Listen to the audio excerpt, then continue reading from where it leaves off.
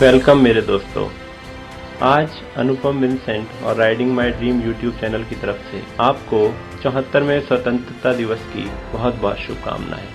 हमारे उन देश के हर एक वीर जवानों को जिन्होंने हमारे देश के लिए अपनी जान कुर्बान की और उस आज़ादी के लिए जो हमें आज मिली है और जिससे हम इस आज़ाद देश के निवासी कहलाते हैं, उन सबों को शत शत नमन और मेरी तरफ से स्वतंत्रता दिवस की बहुत बहुत शुभकामनाएं। जय हिंद, जय भारत।